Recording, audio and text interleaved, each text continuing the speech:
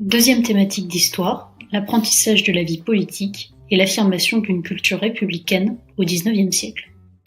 Donc la première partie du cours sera consacrée à l'apprentissage de la vie politique. Comment est-ce que les Français ont progressivement, donc dans la première partie du XIXe siècle, appris à voter. Alors avant de commencer, j'aimerais qu'on fasse un petit rappel pour nous remémorer ce qu'on a vu dans le chapitre précédent, donc sur la Révolution française et l'Empire, entre 1789 et 1815, donc juste avant notre période.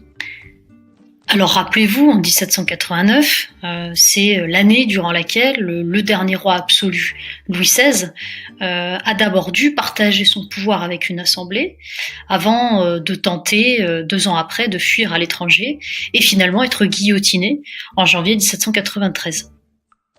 Mais la Révolution, c'est aussi une période qui a vu naître un régime politique complètement nouveau, le régime républicain, dont les dérives amèneront son chef de gouvernement, Robespierre, à lui aussi se faire guillotiner en juillet 1794.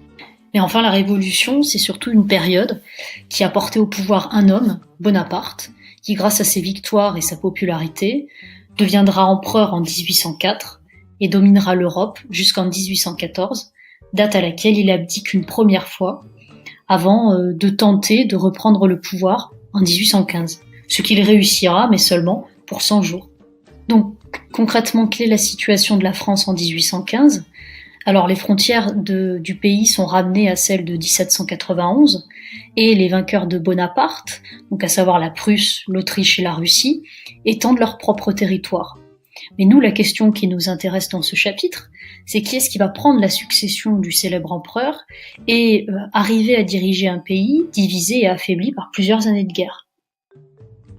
Alors sans très grande surprise, c'est le frère cadet de Louis XVI, qui lui est vivant, Louis XVIII, qui prend les rênes du pouvoir, installant une période en fait de restauration de la monarchie. Donc, ne pouvant faire table rase des acquis de la Révolution et voulant aussi contenter ses amis monarchistes, il fait rédiger un texte constitutionnel qu'on appelle la Charte. Alors la Charte, c'est quoi ? La Charte, c'est un texte de loi qui prévoit le partage des pouvoirs du roi avec une assemblée de députés élus au suffrage censitaire. Donc c'est ce qu'on appelle en fait une monarchie constitutionnelle, et c'est quelque chose qu'on connaît déjà puisque c'est le régime politique qu'avait tenté de mettre en place Louis XVI quelques années plus tôt. Cependant, le problème, c'est que Louis XVIII est très malade. Il est notamment diminué à cause de son surpoids. Il doit donc laisser sa place à son frère, Charles X, en 1824. Donc Charles, lui de son côté, s'avère être beaucoup moins modéré que son frère, et peut compter sur le soutien de ce qu'on appelle les ultra-royalistes, c'est-à-dire des monarchistes extrémistes qui sont partisans du retour de l'Ancien Régime. En s'appuyant sur des ordonnances, donc sans consulter les députés, il réduit les libertés et le nombre d'électeurs. Paris finit par se soulever en juillet 1830 et le chasse du pouvoir. Est alors porté sur le trône Louis-Philippe d'Orléans. Ce dernier il modifie d'ailleurs la charte pour accorder plus de pouvoir aux députés et élargit le nombre d'électeurs. Cependant, il faut savoir que le suffrage reste censitaire. Louis-Philippe reste au pouvoir pendant 18 ans, jusqu'en février 1848, période à laquelle les Parisiens se soulèvent de nouveau par manque de réformes. Et c'est donc une nouvelle fois une république qui est choisie comme régime politique.